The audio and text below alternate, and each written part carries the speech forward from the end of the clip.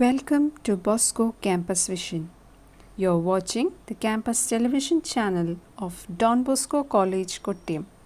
This lecture is on the prescribed syllabus of 3rd semester MA English Literature and Language. Paper is Linguistics and Structure of English Language. In this lecture, I am going to deal with phrase structure grammar, or in short it is called PS grammar. As I told you earlier, simple bracketing or tree diagram in IC analysis does not show the nature and functions of constituents.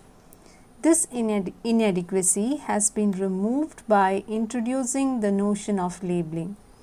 This kind of labeled analysis is known as phrase structure grammar or PS grammar.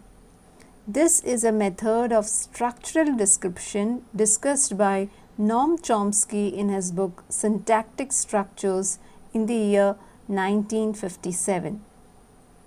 PS grammar contains a set of rules called phrase structure or PS rules, that is also called as rewrite rules. Rewrite rules are capable not only of generating strings of linguistic elements but also of providing a constituent analysis of the string. They provide a set of directions which, if followed mechanically, will generate the abstract framework of basic English sentences. A rewrite rule is a replacement rule in which the symbol to the left of the arrow is replaced by the expanded form written to the right of the arrow. As in a sentence, we can write it as S. S stands for sentence. That S is to be written as NP plus a VP. That is, a sentence consists of a noun phrase and a verb phrase. Now this NP or noun phrase, this can be further expanded as determiner plus noun. So that is, the node NP is rewritten as a determiner plus a noun. Then VP, the verb phrase, can be rewritten as auxiliary plus verb plus noun plus a prepositional phrase. The rewrite rules thus represent how morphemes are organized into words, words into phrases, and phrases into sentences in a way slightly different from that of IC analysis. PS grammar rules have an advantage over the IC model in that labels are inbuilt in the rewrite rules, and the rules themselves can be arranged in a sequence so that each rule can be used to rewrite the output of the previous one. For example, we can consider the following rules. Sentence S is rewritten as NP plus VP. Then NP is rewritten as determiner plus noun. Then VP is rewritten as verb plus noun phrase. The final string beyond which the symbols do not take us is a terminal string.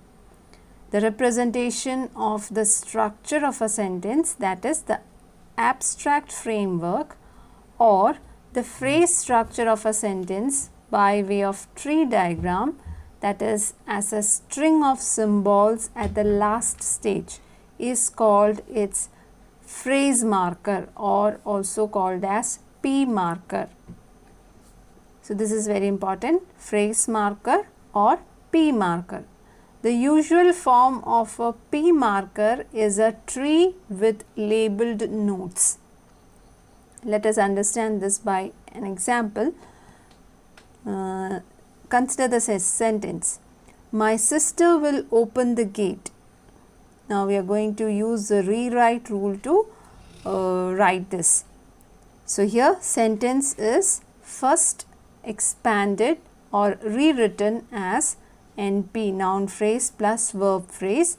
Then we will rewrite the noun phrase as determiner plus noun and verb phrase as verb plus noun phrase. Then again verb is rewritten as auxiliary plus main verb.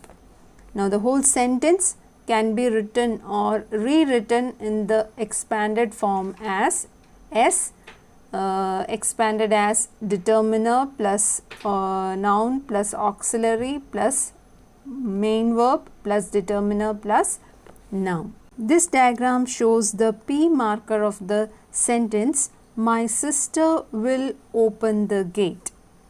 This is how a tree diagram or the P marker should be written of a given sentence. Every node in a tree where there is a branch is called a branching node, and one without any branch is called a non-branching node.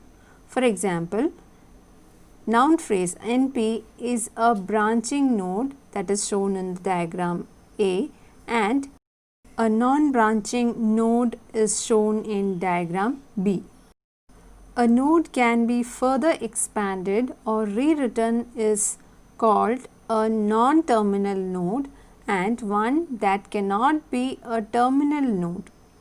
Noun phrase, verb phrase, etc. are non-terminal nodes, and N, V, etc. noun or verb, etc. are terminal nodes. So in this lecture we talked about phrase structure grammar or PS grammar. Do the given exercise and submit on time. Thank you.